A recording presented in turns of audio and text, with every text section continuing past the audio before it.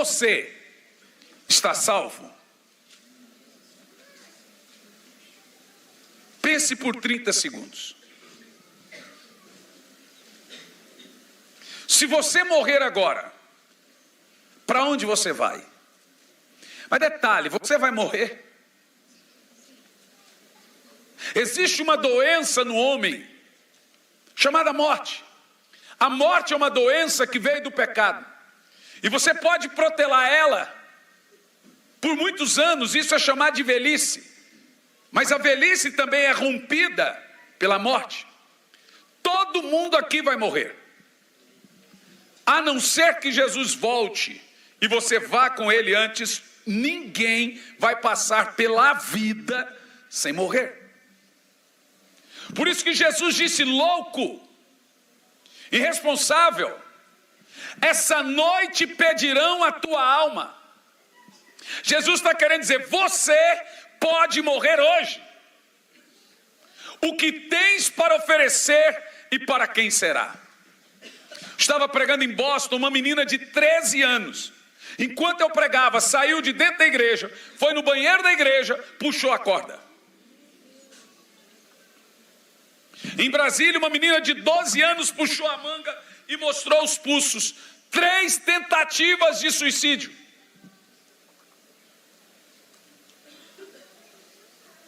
Existe uma pergunta mais importante que você deveria refletir hoje do que: você está salvo?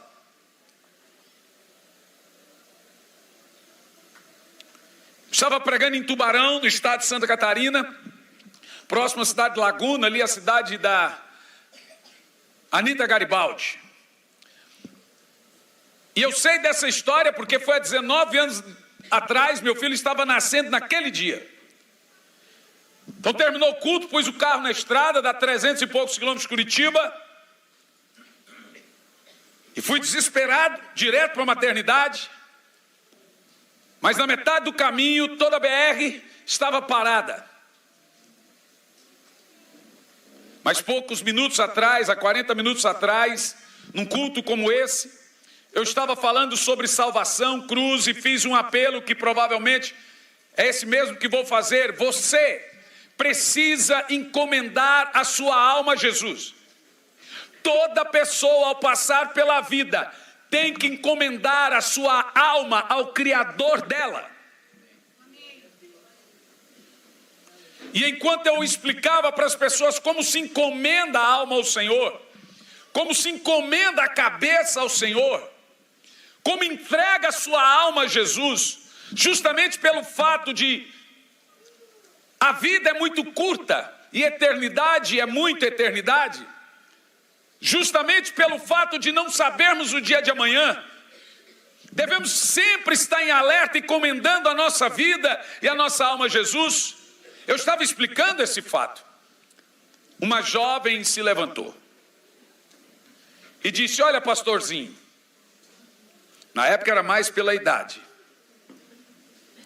imagina, eu sou jovem, acabei de me formar em advocacia, minha amiga está se formando, e você está fazendo terrorismo com a nossa alma. Nós temos a vida toda pela frente. Amiga, vamos embora. Levantaram e foram embora. Ficou brava. 40 minutos depois, eu estava na estrada dirigindo o carro e a rodovia parou. Como todo bom brasileiro, eu desci do carro e fui ver o que estava acontecendo.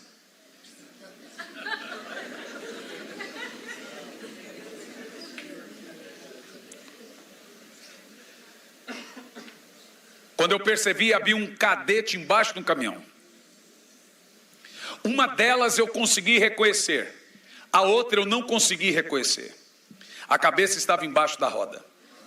Eu voltei para o carro, esmurrava o volante e gritava: meu Deus, elas estavam a 40 minutos, poucos metros na minha frente. Hoje existem 1.800 tipos de câncer. Você sabe o que é um câncer? É um radical livre dentro do seu corpo. E ele não morre pelos glóbulos brancos porque ele faz parte das suas células. O seu corpo não é feito para atacar célula. Então, quando o glóbulo branco vai lá e vê a célula seca, ele imagina que é uma célula. Então, ele não ataca o câncer. Toda pessoa tem um radical livre no corpo. Então, o radical livre é quando ele se descola das outras células e vira um independente dentro do corpo. E ali ele vai secando e acumulando outras células cancerígenas, ou seja, discipulando outras células, e vira aquela massa de carne, chamado câncer. São 1.800 tipos. Hoje, há tanta doença, tantas toxinas que podem matar, que só o fato de você estar aqui é um milagre. Há tantas superbactérias que podem matar, que só o fato de você estar aqui é um milagre. O Brasil morre-se mais no trânsito do que em 85 guerras no Vietnã, em 35 segundas guerras mundiais. Hoje, o assassinato urbano no Brasil, crime organizado, assalto, mortes, é o pior do mundo. O Brasil é o número 1 no ranking em crime, em violência. É o número 1 em assassinato de mulheres. É o número 1 em abuso de crianças. Quem é o louco que não deve imaginar sua salvação hoje? Só a Rússia tem 8.000 bombas atômicas, 18 Tsar Bombs. Por isso que ninguém faz nada com eles. Uma Tsar Bombs, ela viaja 3.800 quilômetros. Ela é 18 vezes mais potente do que aquela Little Boy que caiu em Hiroshima e Nagasaki. Se a Rússia soltar uma Tsar Bombs, ela que é menos de 3.000 quilômetros de Washington, ela não precisa sair de Moscou para atingir Washington. Se uma Tsar Bombs cair em Brasília, São Paulo é atingida. A Rússia tem 8.000. Os Estados Unidos vem em segundo com 2.000. Depois vem a China. Se alguém apertar um botão, já era. Quem é o louco hoje que não pode imaginar a salvação da sua alma?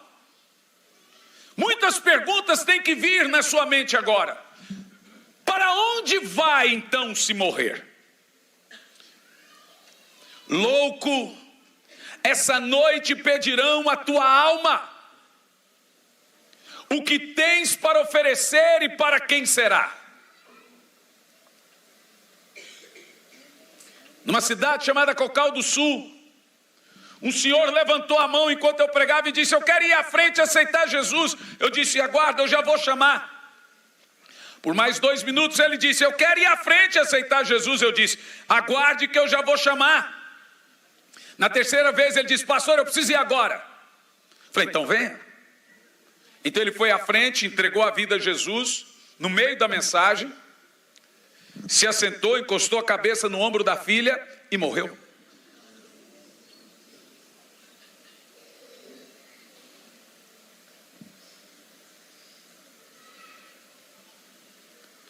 A morte não pergunta se você acabou de casar. Ela não pergunta se você tem 12 anos, 13 anos, se você tem 40, se você tem 50, 80. A morte não sai selecionando: vou levar esse que é mais velho, esse tem a vida toda pela frente, esse já viveu tudo, esse não. A morte não faz a seleção que as pessoas fizeram no de, por exemplo, vamos priorizar a vida dos mais jovens. Pelo menos na Europa foi assim. Então já era de uma certa idade, se precisa do respirador, colocava os mais jovens. A morte não quer saber se você acabou de casar, se você está em lua de mel, se você tem 12, 10 anos de idade. Ela é uma realidade, gente. A morte é a realidade, é a maior certeza que você tem quando nasce, é que você vai morrer. Mas quantos de vocês encomendaram a sua alma ao Criador dela? Porque existe uma vida após a morte. E é essa vida que Jesus disse: eu sou a ressurreição e a vida. Quem vem a mim, ainda que esteja morto, viverá. Então escute bem, existe uma vida após a morte com Deus e uma vida após a morte sem Deus. A vida após a morte com Deus é chamada de vida eterna. E detalhe, a vida após a morte sem Deus não é chamada de vida eterna, apesar de viver eternamente no sofrimento. Porque a palavra vida não cabe ao inferno, é morte eterna, apesar de estar vivo. Mas alguém que está no inferno está vivo? Sim. Alguém que está no céu está vivo? Sim. Preste atenção no que eu vou te dizer. O homem é feito de 3 coisas interessantes. É uma tricotomia. Ele é corpo, alma e espírito. Na realidade, ele é alma, que tem um corpo cheio de espírito. Então o Senhor diz que fez o homem do pó da terra, soprou em suas narinas o fôlego de vida, espírito, pó da terra, corpo, e o homem se tornou alma vivente. Notem que o homem não passou a ter alma, ele passou a ser alma. Alma é o que você é. Alma é o centro da razão, é a consciência do homem. Quando a Bíblia fala de alma, está falando do ser. E a alma é feita de emoções, é feita de memórias, é feita de pensamentos. Isso é eterno. Por isso que em Apocalipse diz que lá existe um lugar, de acordo com o apóstolo Paulo também, em 2 Coríntios capítulo 12, versículo 1, conheço um homem que em Cristo foi arrebatado até o 3º céu. Conheço um homem num corpo ou fora do corpo, não sei, mas Deus o sabe, foi até o paraíso. Apocalipse também diz que as almas dos salvos estão num lugar chamado paraíso, que é embaixo do trono de Deus. O evangelista Lucas também nos fala desse lugar. Ele diz que quem está lá está no total consciência. Não é como os adventistas dizem, que quem morre não tem consciência, mas não é verdade. Jesus, para sintetizar isso, ele conta uma parábola sobre vida após a morte, e ele usa esses 2 exemplos. Ele fala daquele que morre e vai para o inferno, e ele fala daquele que morre e vai para o céu. Aquele que vai para o inferno é chamado de morte eterna, ainda que está vivo no inferno. Aquele que está no céu é chamado de vida eterna. E mesmo na mensagem mais central do amor de Deus, que é João 3,16, Jesus não deixou de fazer alerta sobre o inferno. Ele disse para que aquele que não pereça no inferno tenha a vida eterna no céu. Então uma mensagem de amor sem o alerta do inferno é uma mensagem irresponsável. Jesus fala nessa parábola que havia um homem chamado rico, ou por apelido de rico, título de rico. Esse homem morreu e foi para o inferno. Jesus não diz porque ele foi para o inferno. Jesus não fala se ele foi para o inferno porque adulterou, matou, roubou, ou porque ele fez maldades. Jesus apenas diz que ele foi para o inferno. Então ali nós temos pessoas que vão para o céu, olha para mim, gente, e pessoas que vão para o inferno. Isso é uma realidade. Você não sabe para onde você vai, mas você deveria saber. Nós temos pessoas que vão para o céu e temos pessoas que vão para o inferno. E talvez você pense, quem vai para o inferno é gente má, e você é boa? Todo mundo nasce mal. Até uma criança tem maldade. Te provo. Eu tenho uma menina de 7 anos e é uma princesa. Mas o meu filho, ela tem as suas manias, meu filho tinha as dele. Meu filho, quando estava na fase de amamentação, eu nunca fui mulher, mas diz que quando o leite seca, a criança morde até sair sangue. Ou então fere. Gente, isso deve ser terrível. E eu vi a minha esposa amamentando e o olho assim, ficava cheio de lágrimas. E às vezes misturava o leite com gotas de sangue.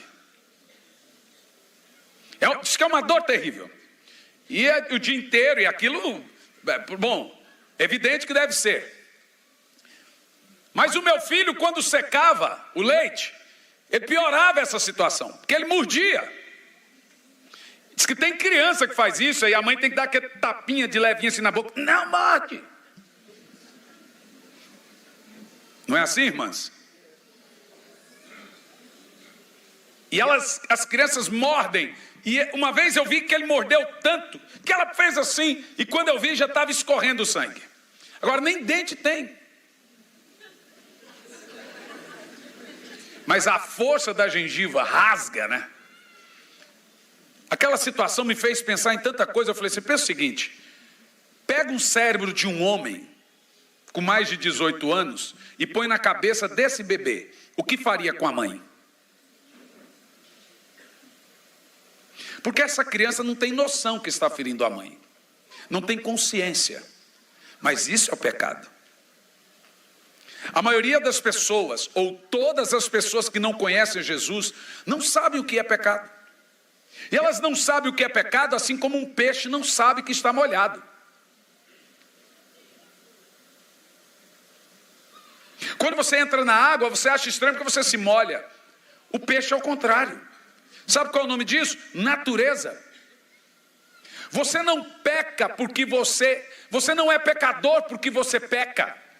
Ah, eu pequei, então sou pecador. Não é o contrário. Você peca porque você é pecador. É a natureza. Assim como um rabo não pode balançar o cachorro, o pecador não pode evitar o pecado, se este não foi regenerado e não recebeu o Espírito Santo para vencê-lo. E é por causa desse pecado. E o que é pecado? É aquilo que fere a lei moral de Deus, os 10 mandamentos. Toda vez que você quebra os 10 mandamentos, ou um deles, você peca. E esse pecado lhe condena à morte eterna no inferno. Então, como alguém será salvo sendo pecador? Se não há nenhum justo, não há gente boa. Quem ensinou os seus filhos a mentirem? Já parou para pensar que você não ensina maldade para a criança, ela aprende sozinha? Ela aprende a morder, puxar cabelo, mentir, manipular. A Bíblia diz que você ensina o caminho bom para tirar a ignorância, a estutícia do coração da criança. Mas criança desde bebê já sabe manipular, já finge choro. É muita maldade com a gente. Isso é a maldade em um nível infantil, mas é maldade. Agora, a partir do momento, nós vamos crescendo e a maldade também vai crescendo. Então você se acha bom, porque a sua maldade não é tão maldade quanto a do Putin, do Hitler. Todo ser humano tem potencial para fazer muitas maldades, a não ser que a graça preveniente de Deus o encontre. E graça preveniente não é uma graça salvadora, é uma graça que refreia o sentido maior de pecado, impedindo que o homem se torne um demônio. E essa graça é tão bondosa que ela vem sobre o homem, ainda que não conheça Cristo, para que ele não se torne um monstro e possa procurar a Deus. Então, se você está aqui nesse culto, é porque a graça preveniente de Deus te encontrou, te gerando fome pelo Senhor. Porque se Ele não for até você, você não vem até Ele. Todo que o Pai me dá, esse vem a mim, e o que vem a mim, de maneira nenhuma lançarei fora. Não fostes vós que me escolhestes, foi eu que escolhi a vós. Então não foi você que me amou primeiro, eu te amei primeiro. O apóstolo Paulo diz que ele ainda nos amou quando estávamos mortos em nossos pecados e delitos. Isso não significa que ele decretou ou determinou meu fim, significa que ele constatou, que ele olhou para mim, colocou uma graça preveniente para que eu não virasse um monstro e pudesse ir até ele por meu livre arbítrio.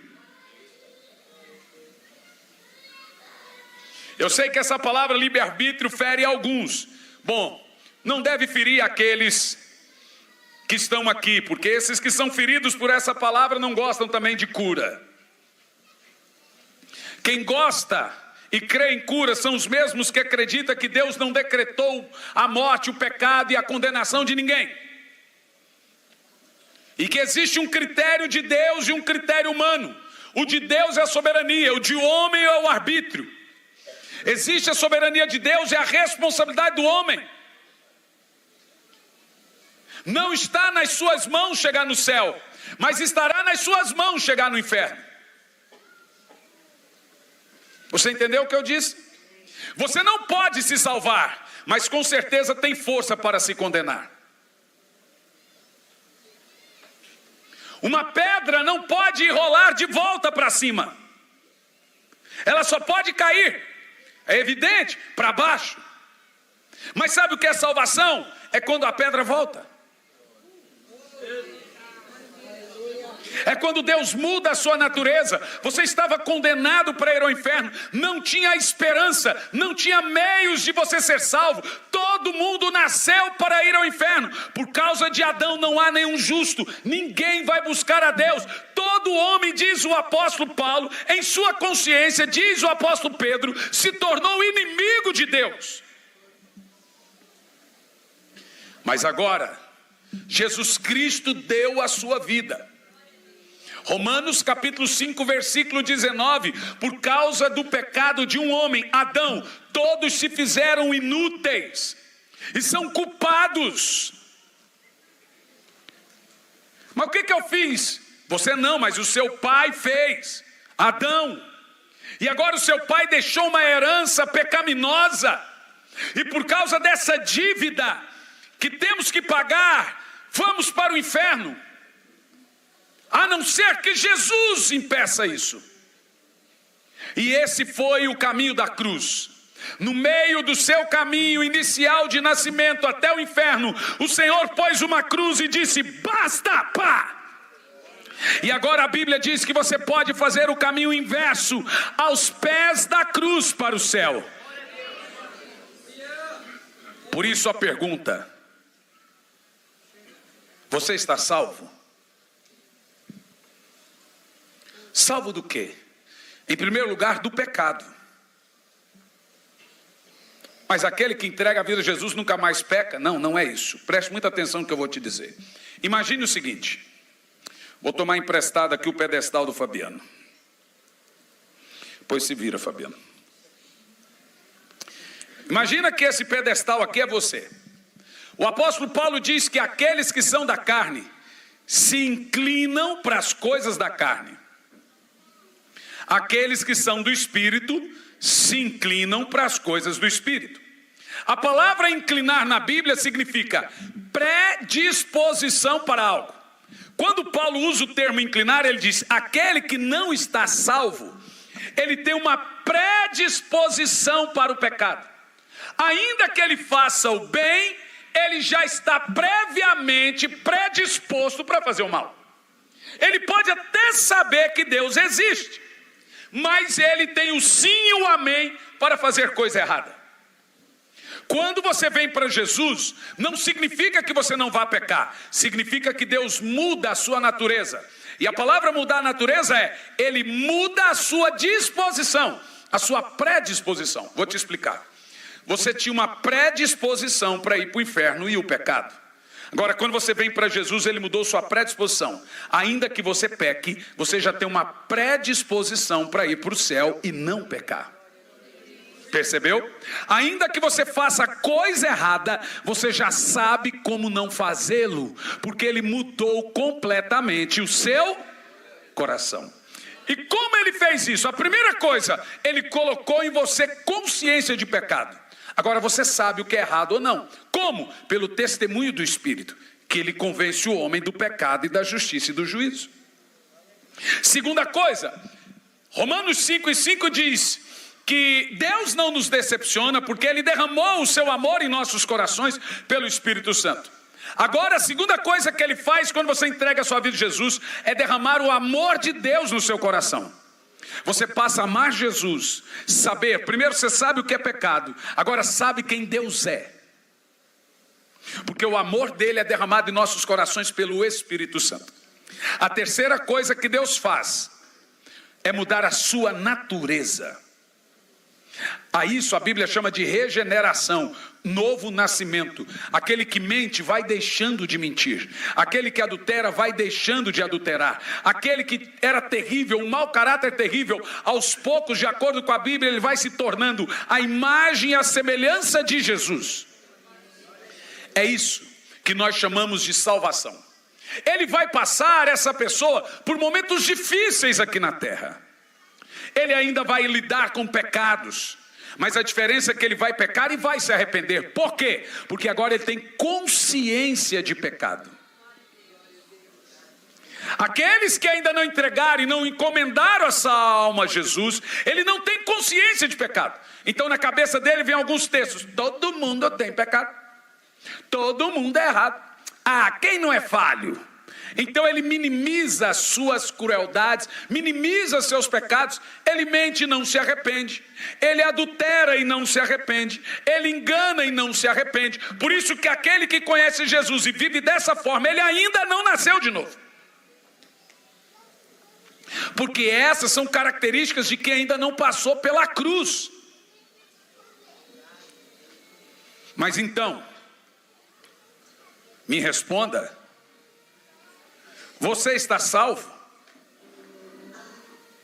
Então como ser salvo?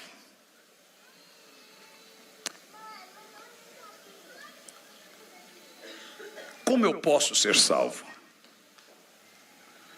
A resposta é mais simples do que a pergunta. O carcereiro perguntou a Paulo: o que farei para ser salvo? Paulo respondeu a pergunta mais simples do Evangelho. E é o que faz o Evangelho tão puro e simples: não rapes os cabelos do sovaco e você será salvo. Não é?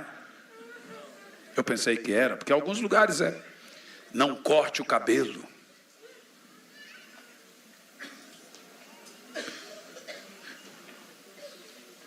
O que fazer para ser salvo?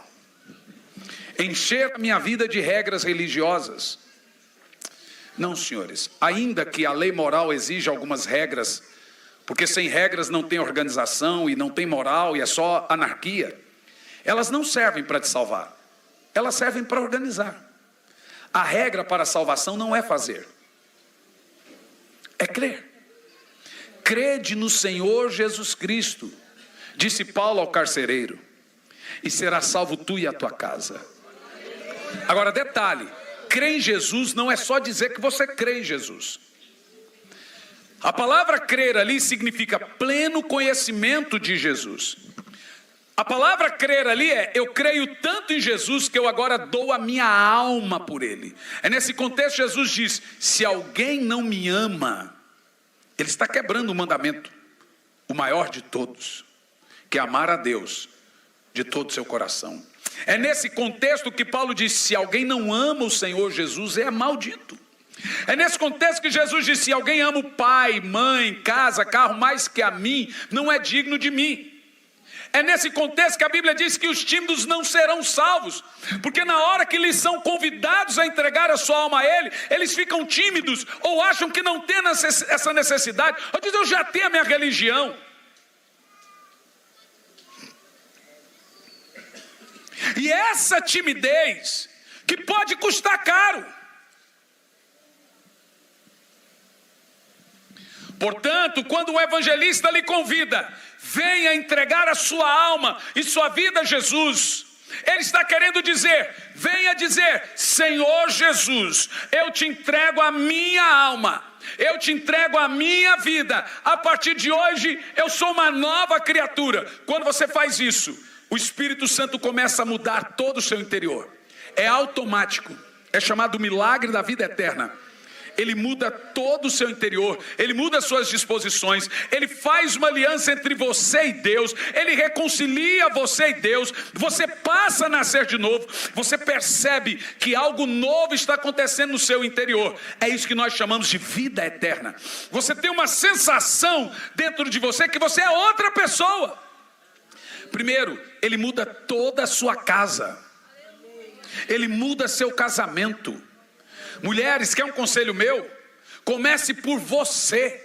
Entrega a sua alma a Jesus e o resto Ele faz. Meu irmão, você que é pai de família, tem filhos, faça algo. Entrega a sua vida a Jesus. Pega a sua família hoje e fala assim: vamos lá entregar a vida a Jesus. Chega dessa vida terrível que nós vivemos.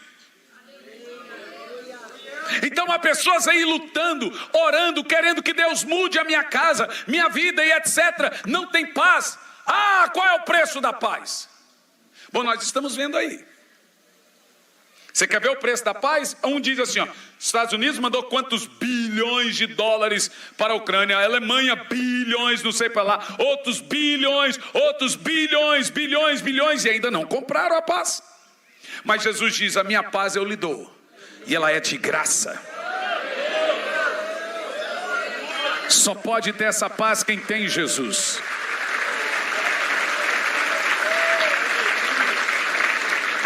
Mas então, aquele que tem Jesus pode dizer que está salvo? Pela fé no Filho de Deus, nós somos mais que vencedores. E não há condenação para aqueles que estão em Cristo Jesus, que não andam segundo a carne, mas segundo o Espírito. Aquele que tem o Senhor Jesus, que entregou a sua alma a Ele, pode afirmar: eu estou salvo. Isso é presunção e prepotência? Não, porque nós somos salvos pela graça, mediante a fé. Então eu não estou dizendo que eu sou salvo por meus méritos. Eu tenho plena convicção que a obra de Cristo é suficiente para me salvar. Então eu posso afirmar, se eu entreguei a minha alma a Jesus, que eu estou salvo. Mas então, você entregou sua alma a Jesus? Por que eu tenho que ir na frente entregar minha alma a Jesus? Te explico. Porque existe um pecado danoso que foi público diante de Deus, dos anjos, de toda a humanidade, que foi o pecado original. Adão pecou publicamente. Jesus morreu nu, publicamente. Jesus foi humilhado diante de todos, publicamente. A salvação é algo tão caro que se você não entregar a sua vida, você não é salvo. Então é necessário que a confissão seja pública. O apóstolo Paulo fala em Romanos, no capítulo 10, que aquele que confessa com a boca e crê de todo o coração, então está salvo. Então normalmente quando nós lhe convidamos à salvação, nós dizemos: entregue a sua alma a Jesus e diga: Senhor Jesus, eu te entrego a minha alma. Eu reconheço que o Senhor é o meu único e suficiente Salvador. Eu reconheço que eu sou pecador. Reconheço o seu sacrifício na cruz. A partir dessas confissões, ensinadas pela Bíblia e os santos apóstolos, então você é declarado salvo no reino de Deus. Vê como é simples o evangelho? Mas pastor, é só isso? Bom, não há mais nada que isso. Porque a salvação é pela fé no Filho de Deus. Você precisa reconhecê-lo como o único e suficiente Salvador da sua vida. Quando você diz que Jesus é meu único e suficiente Salvador, você está dizendo: não há outro. Mas então, chegou a hora do grande convite de Jesus a você. Você quer que eu salve a sua casa, a sua família? Mas quando eu serei salvo? Bom, hoje, do pecado e do diabo.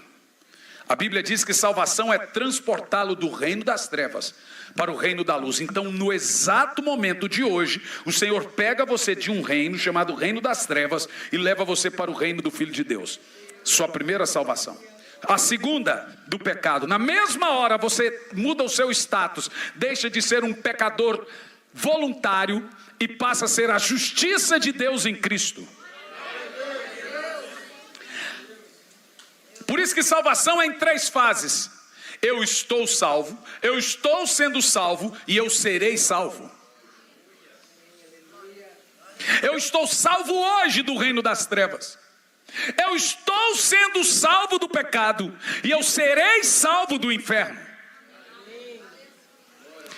Em uma única atitude.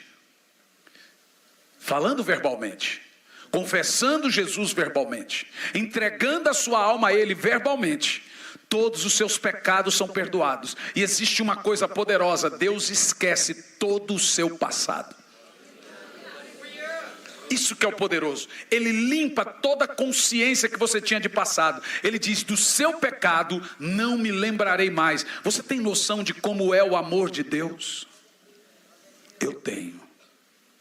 Deus pegar um mendigo e fazer dele um pregador em mais de 70 países.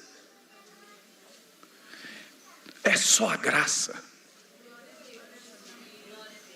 A minha filha disse essa semana: pai, você conta demais a história da caixa de papelão, para.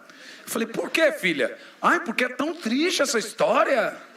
Eu falei: filha, mas faz parte do testemunho, e eu tenho que lembrar disso para lembrar de onde Deus me tirou, e quem eu era, e etc. E se eu não fizer a coisa certa, eu posso voltar para a caixa de papelão. Ela: não, então continue contando.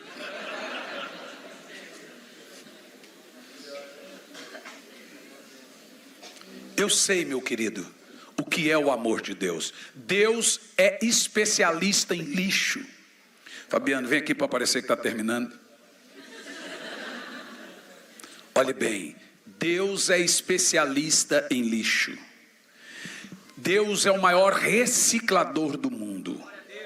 Ele veio à terra catar lixo e transformar lixo em tesouro. Ele reciclou minha vida. O que Ele pode fazer com você se Ele fez comigo? O amor dele é imensurável. Você não precisa passar por crise de ansiedade. Você não precisa ter vários e vários ataques de vazio ou de crise. O amor dele vai te encontrar e vai ser um amor tão fulgurante que ele vai preencher toda essa lacuna que faz você ter crises. Ele é maravilhoso. Eu te apresento o meu Jesus, que é tão maravilhoso, que é tão bom, que é tão bom, que Ele agora pode entrar no seu coração. Você não vai olhar, você vai ver que você vai continuar com 5 dedos numa mão, 5 na outra. Sua pele não vai mudar de cor. Você vai olhar no espelho, você vai estar do mesmo tamanho, talvez com o mesmo peso, talvez até engorde um pouquinho. Contudo, você vai perceber que o seu interior não é mais a mesma pessoa. Mas o que você tem que fazer para ser salvo? Essa pergunta é errada. Você não tem que fazer, você tem que crer. No entanto, você tem que fazer uma confissão pública com a boca, do tipo: Senhor Jesus, eu levanto minha mão e te entrego a minha alma. Só isso. Os céus verão, os anjos verão, o inferno verão, que você publicamente reconhece Jesus como seu Salvador, como Ele publicamente te reconheceu na cruz como seu Salvador. Eu quero que todos fiquem em pé.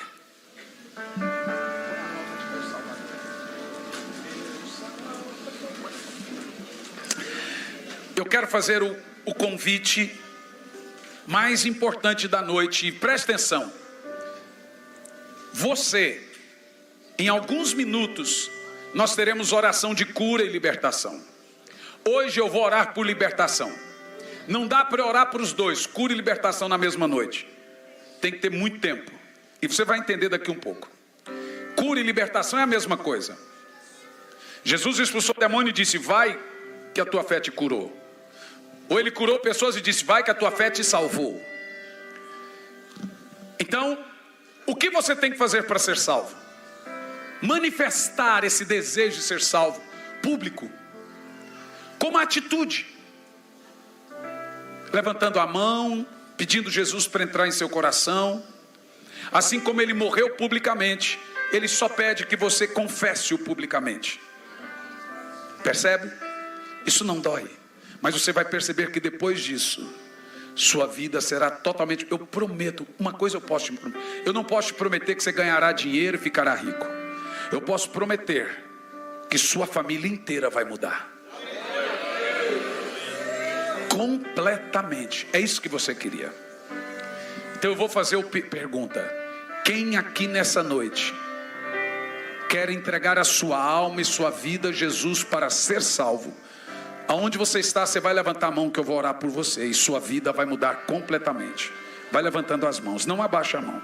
Quem quer entregar a sua alma a Jesus, levanta as mãos, bem alto. Todos que levantaram as mãos entregando a sua alma a Jesus, vem aqui à frente que eu quero orar por você. Sai do lugar e venha.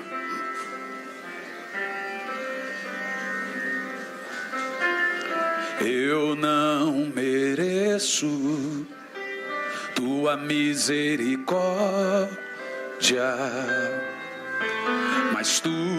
Podem ficar aqui do meu lado aqui também, temos bastante espaço. Venha para Jesus. Isso, ocupem aqui. De longe escutei tua voz chamando meu nome.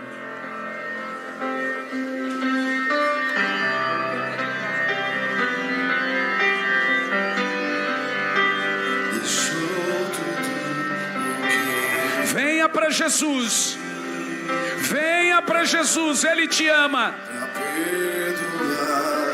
Eu não estou chamando você para mudar de religião, estou chamando você para vir à cruz de Cristo. Venha até a cruz, meu Salvador, meu resgatador.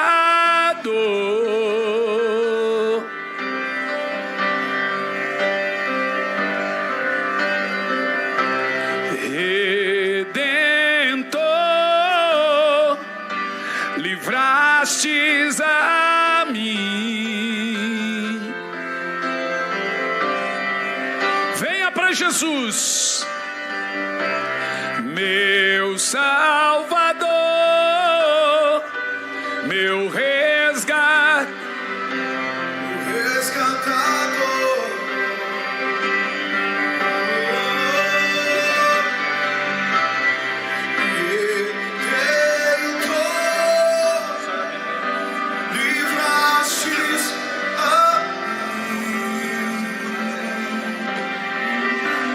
Prepara, tu és bom. Chega aqui à frente, põe a mão no seu coração. Temos jovens, crianças, pega seu parente, seu amigo, sua família, traga para Jesus aqui.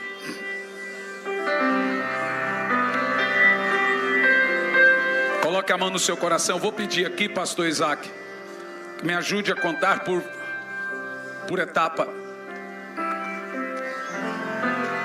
Irmãos, para nós é muito importante esse dado. Para mim é muito importante. Querendo ou não, é a minha coroa. Talvez para alguns não é tão importante. Para mim conta muito. Eu não busco recompensa na terra. Você não pode querer me tirar do céu. A minha recompensa está aqui. E eu penso que há centenas de pessoas aqui hoje. Tem mais pessoas ali também nos corredores. Ali, ó. Temos mais espaços aqui. Podem vir aqui. Chega. Eu quero que você não fique nos corredores. Podem aqui. Tem também espaço aqui. Vocês que estão mais à frente, vão chegando mais à frente para dar espaço para aqueles que estão. Muita gente nos corredores. Isso. Olha lá. Tem muita gente aqui no corredor. Chega bem à frente. Podem subir aqui. Aqui em cima também ali.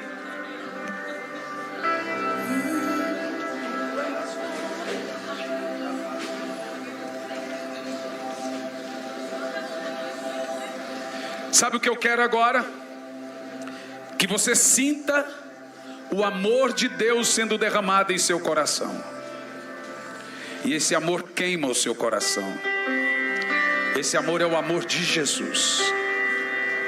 E ele é derramado em seu coração agora. Espírito Santo, derrama o amor de Deus em cada coração agora.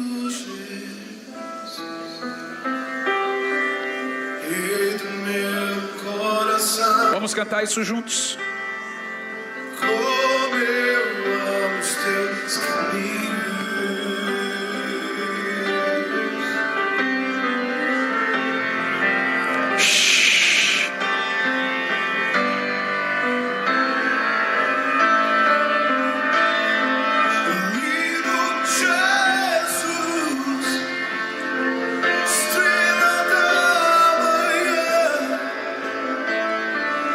Canta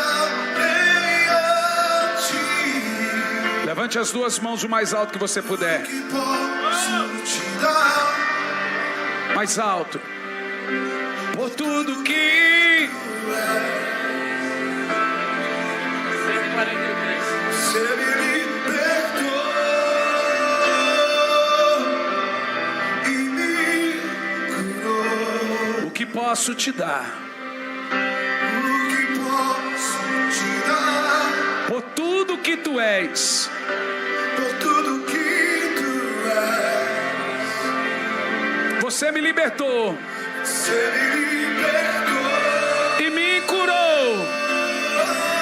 e me curou. Cante o mais alto que puder. Tu és bom. Tu és bom. Em todo tempo és bom. Justiça está. Teu amor é para sempre. Teu amor é pra sempre. E tu és bom.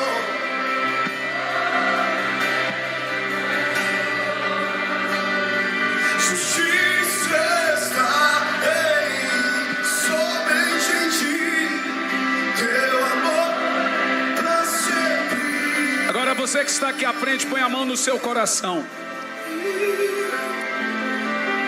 Para os que já fizeram essa decisão uma vez na sua vida, que é uma vez só, você deve estar com vontade de saber quantas almas temos aqui, fazendo a confissão. Daqui um pouco eu lhe digo. Mas todos aqui à frente repitam comigo. Talvez você não teve coragem de vir aqui à frente, mas quer encomendar, entregar a sua alma a Jesus. Aonde você está, põe a mão no coração e faça essa oração comigo. E diga: Senhor Jesus, eu te entrego a minha alma, eu te entrego a minha vida, perdoe os meus pecados, eu reconheço que sou pecador, eu preciso de um Salvador, eu reconheço que o Senhor é o meu Salvador, eu te convido para morar no meu coração. A partir de hoje, eu sou uma nova criatura em Cristo Jesus. E as coisas velhas se passaram e tudo se fez novo. Aleluia. Olha para mim.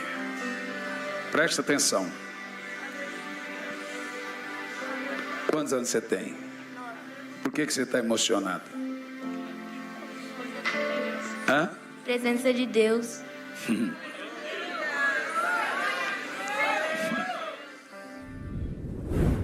Olá, tudo bem, gente querida? Que alegria poder estar aqui falando com você, lançando uma promoção de Natal e Ano Novo. Há 1 ano e meio atrás eu estive em Londres, na igreja e também no museu de John Wesley. Por que eu gosto tanto de John Wesley?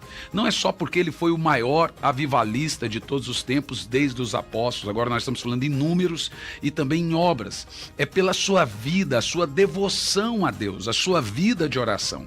Quem conhece a história de Wesley sabe que Wesley tinha uma vida de oração a partir das 4:30 da manhã e até por volta das 8 e pouco da manhã, depois andava mais 50 quilômetros a cavalo, pregando o evangelho. Quando eu estive no museu de John Wesley, nós ganhamos muitos presentes no museu. E um presente que nós ganhamos foi 365 dias com John Wesley, uma leitura devocional diária. Ou seja, Wesley orava às madrugadas e ele ia escrevendo as suas experiências com Deus. Mas não só isso, isso não é só um devocional que Wesley traz das suas experiências com Deus, é também um diário que ele escrevia.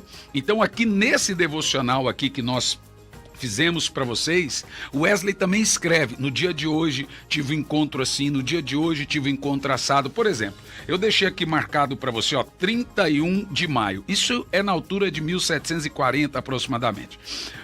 Ele deixa um texto aqui, Provérbios 4:1, ele diz: naquele dia, na Universidade de Oxford, houve uma reunião de policiais e os diretores da escola da Universidade de Oxford para discutir o entusiasmo do Clube Santo. O Wesley, George Whitefield e Charles Wesley montaram dentro da escola o que eles chamaram de Clube Santo, uma reunião de oração para revolucionar a Inglaterra.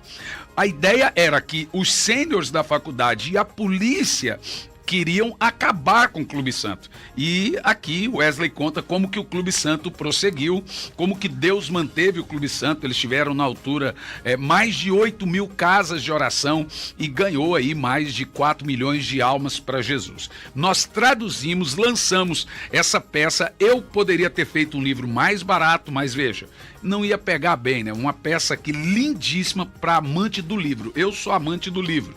Uma peça 365 dias com John Wesley, ou seja, para você acompanhar desde 1º de janeiro a 31 de dezembro, dia após dia, das experiências que esse homem tinha com Deus e que você também pode ter. Olha só esse livro aqui está R$119 no site. Então a promoção de Natal é o seguinte, R$150, 365 dias com John Wesley, e você vai ganhar esse livro, presta atenção, Derretimento dos Servos, lançamento, vai ganhar Corações Profundos, Revelações Profundas, e também mais um livro, à escolha da editora. Por exemplo, eu estou citando esse Generais do Avivamento. Caso ele acabe, a editora coloca um outro livro para você. R$150 você vai adquirir devocional 365 dias com John Wesley e mais 3 livros. O correio é por sua conta, a promoção dura